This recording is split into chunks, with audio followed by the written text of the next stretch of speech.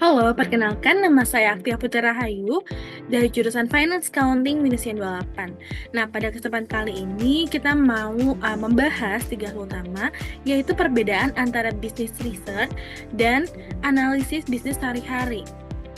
Lalu, alasan mengapa keputusan bisnis atau strategi bisnis membutuhkan penelitian yang sistematis, serta risiko yang akan dihadapi perusahaan jika mengambil keputusan tanpa dukungan bisnis research. Kita mau sama-sama bahas yang pertama, yaitu perbedaan utama antara bisnis research dan analisis bisnis sehari-hari. Perbedaan mendasar tentu terletak pada tingkat sistematisnya, kedalaman analisis, dan tujuan penggunaannya. Analisis bisnis sehari-hari yang dilakukan manajer biasanya bersifat operasional dan tepat atau cepat. Misalnya, mengevaluasi laporan penjualan mingguan, memantau stok, atau membandingkan performa karyawan. Proses ini juga seringkali menggunakan data internal yang sudah tersedia dan bertujuan untuk mendukung keputusan jangka pendek. Pendekatannya praktis, berbasis pengalaman, dan seringkali tidak melalui tahapan metodologi yang ketat. Sebaliknya, business research merupakan proses ilmiah yang sistematis, dimulai dari perumusan masalah yang jelas, penyusunan kerangka teori, pengumpulan data secara struktur, analisis dengan metode yang valid, hingga penarikan kesimpulannya dapat diuji. Business research itu tidak hanya menjawab apa yang terjadi, tetapi juga mengapa terjadi, dan apa implikasinya di masa depan. Penelitian ini juga sering digunakan untuk keputusan strategi seperti ekspansi pasar, peluncuran produk baru, perubahan model bisnis, atau investasi besar. Yang kedua, mengapa keputusan strategi membutuhkan business research yang sistematis? Tentunya, keputusan strategi ini memiliki dampak yang panjang dan melibatkan resiko yang besar.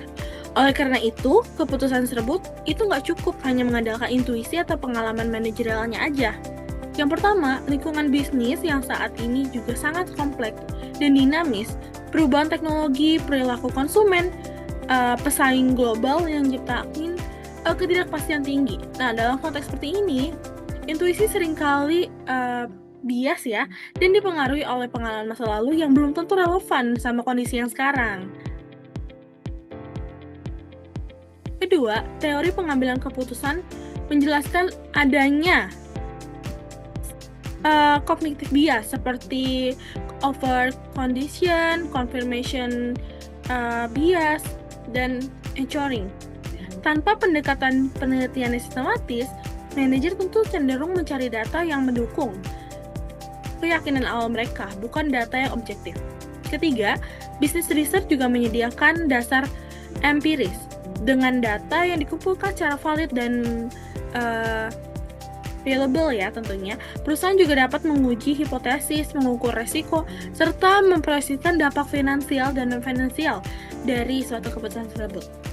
Hal ini juga meningkatkan kualitas keputusan karena berbasis bukti ya teman-teman, bukan asumsi aja. Terakhir, ada penelitian yang sistematis juga memungkinkan perusahaan melakukan analisis skenario dan simulasi. Dengan demikian, manajer juga dapat memahami berbagai kemungkinan hasil sebelum benar-benar mengimplementasikannya strategi tersebut. Ketiga adalah resiko terbesar jika ada keputusan yang diambil tanpa business research. Resiko yang terbesarnya adalah kesalahan, kesalahan strategi. Tentunya ini akan berdampak jangka panjang dan sulit akan diperbaiki. Kita lihat dari yang pertama itu resiko finansial ya. Keputusan investasi tanpa research dapat menyebabkan kerugian yang besar, seperti gagal produk, ekspansi, yang tentunya itu nggak nguntungin banget, atau mungkin salah memilih segmen pasar. Yang kedua adalah resiko reputasi. Jika perusahaan meluncurkan produk tanpa memahami kebutuhan konsumen, kegagalan di pasar dapat merusak citra merek tentunya.